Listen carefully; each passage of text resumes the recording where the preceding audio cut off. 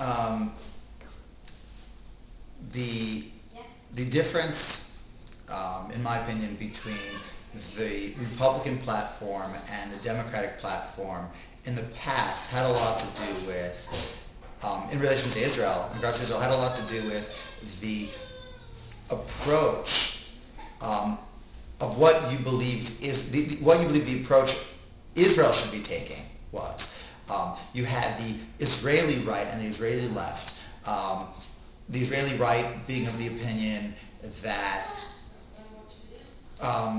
what we need to focus on is the Israeli Defense Force and our defense and our military, because we don't have a true partner for peace, and therefore concessions are not the way to go.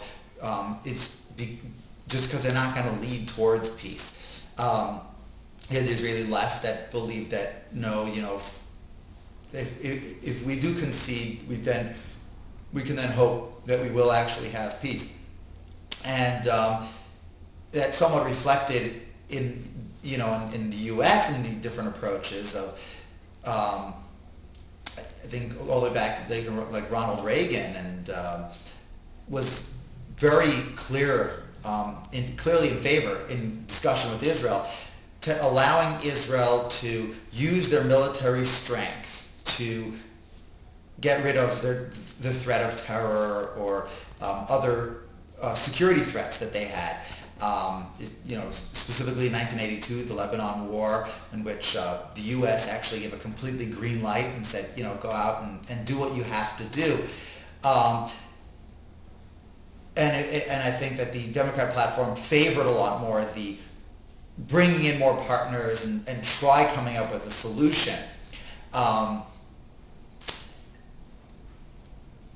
Since then, I think since the mid-90s, after the Oslo Accord in 93 and so on, a lot has changed in the Israeli scene and the American scene, in the sense that there really is no one today in Israeli politics, at least none of the front runners in the for Israeli prime ministership, and not McCain or Obama, supported something that didn't include a two-state solution or having peace.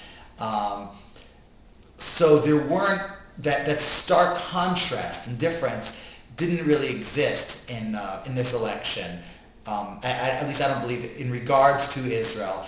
And as I mentioned, even in the Israeli elections, there are clearly differences between the right and the left, but the front runner on the right, Bibi Netanyahu, actually in his earlier